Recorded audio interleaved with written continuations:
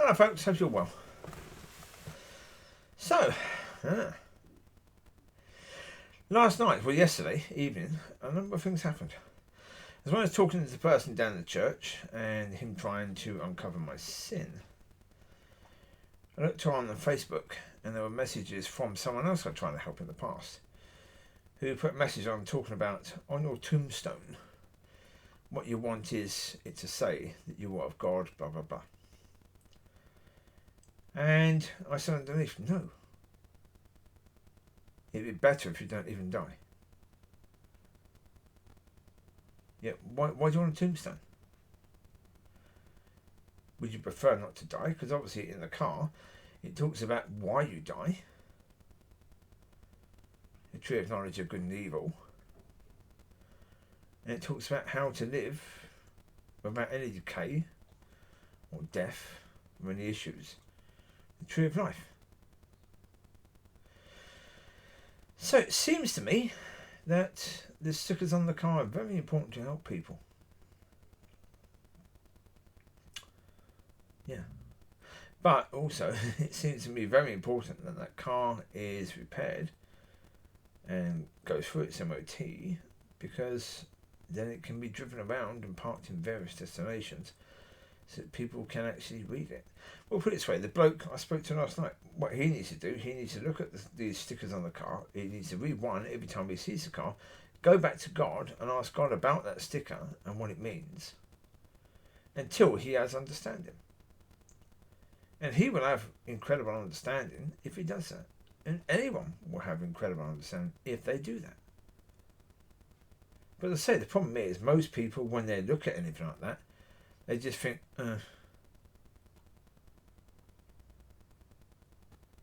yeah, because they already have their doctrine in their mind. They already have their belief system.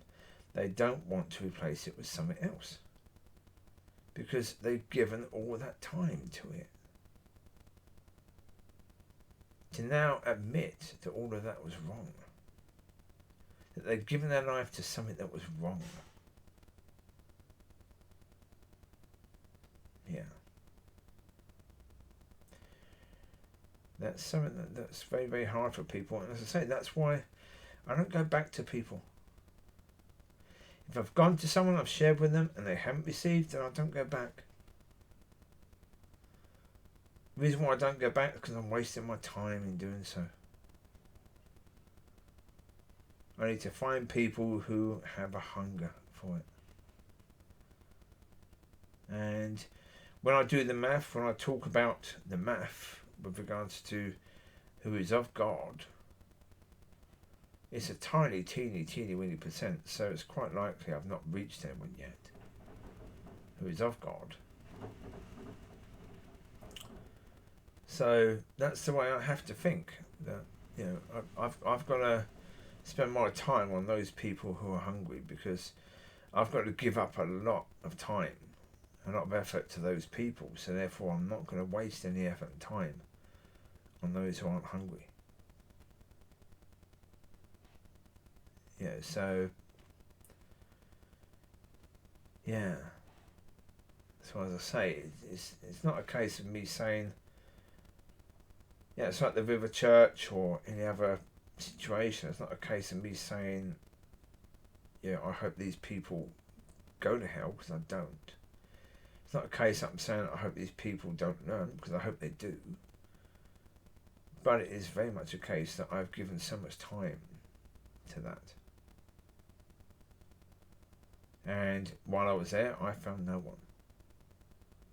I found not one person that I would believe is of God. So therefore, again, I don't know who's there now. There's more people there now. There might very well be someone, but then again, that's not my responsibility now. It's the responsibility of the leadership of that church that banned me from going to that church. I cannot share with those people. So therefore, God will have to move them to somewhere else if he wants them to receive. But there you go. And I say it really is about the fact that there was limited time available. We only have 24 hours in a day, 7 days a week. That's all we have. And if you've got 4 or 5 people who are hungry to receive, that's going to take up most of that time. You can't afford wasting time on people that aren't hungry.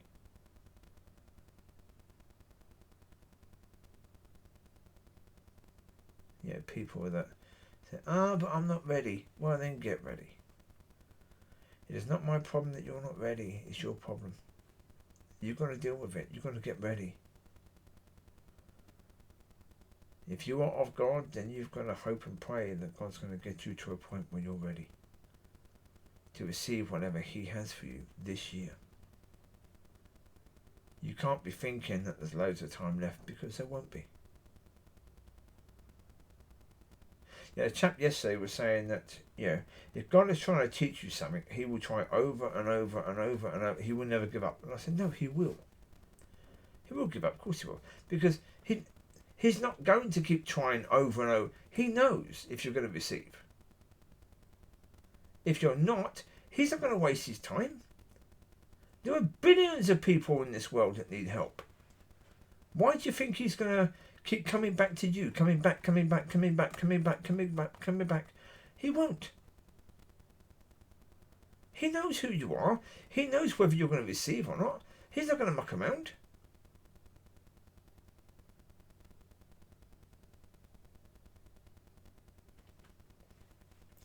It's up to people. It is up to people. So it really is up to people to have that talk with themselves and to understand. You have one life. What do you want that life to be about? Today is Christmas Day. Today is the day that we are supposed to celebrate Christ. Yeshua, the Son of God, the Lord of Lords, the King of Kings. Now, you can make your life about, well, again, not about... There's another message that was ridiculous that I saw on Facebook, which was a person saying, it's our job to continue the ministry that Jesus started. Well, it's like, no, it's not. It isn't, no. The ministry He started was that He would become the Lamb of God. How are you going to continue that? What, you're going to continue the ministry of sharing the gospel? Well, He's already shared it. What, are you going to make crap up?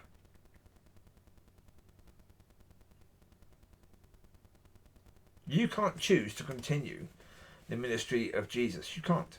God can choose you to continue that if He wants you to. God can choose you to bring a new message. You can't choose it. I see these lack of understanding, but God can choose you to bring a new message. God can choose you to bring a new understanding and understand that people are going to need, or to bring it in a way that people will understand it today. But you need to, before God is going to do that, He's not going to do that with someone who's flitting between the world and Him, the world and Him, the world, or someone who's sitting on the fence, half in the world, half in Him. If you're all in, then He will be all in.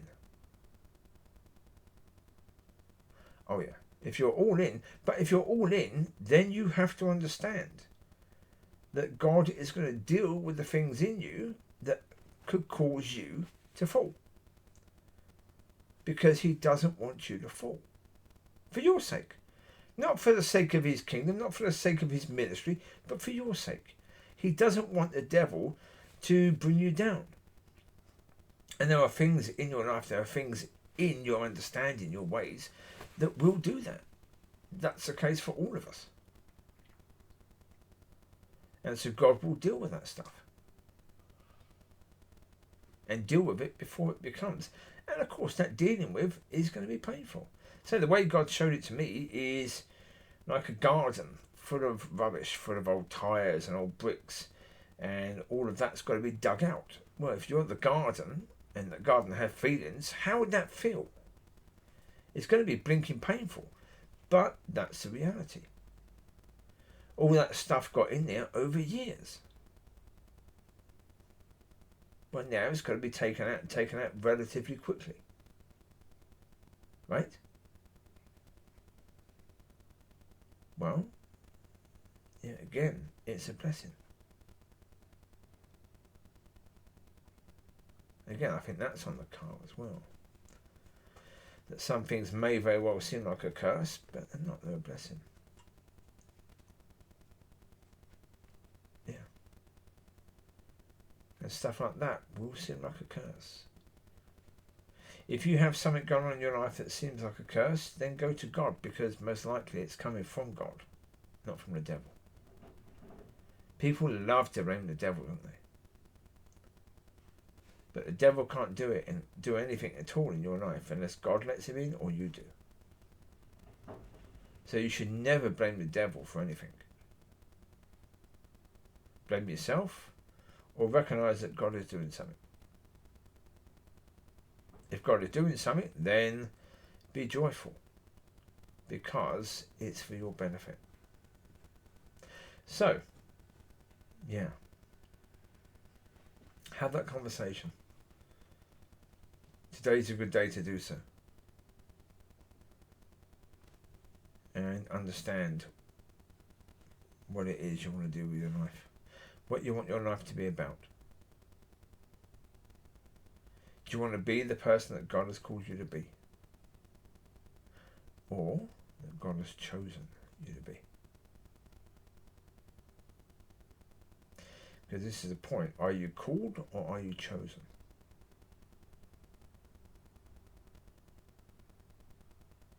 This is another thing that is not talked about in church, because they don't want to talk about this sort of stuff. For many are called, but few are chosen.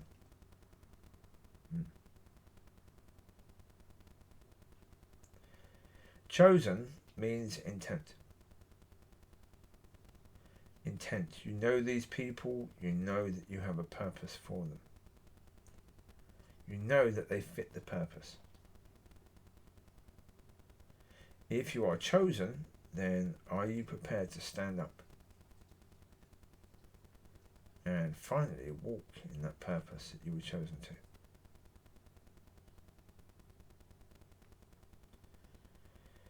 With these things, don't think for a second that you will have chances after chances after chances to say yes.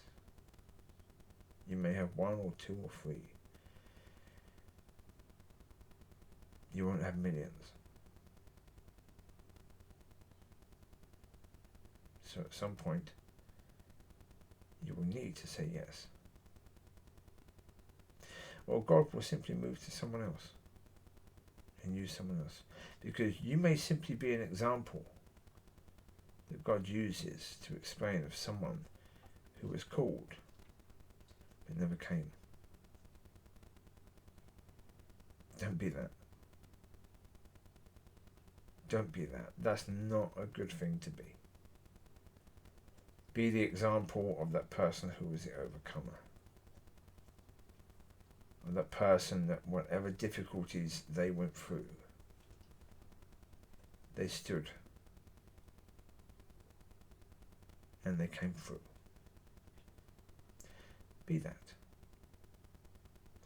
Choose that your life will be to be that person that God has chosen you to be.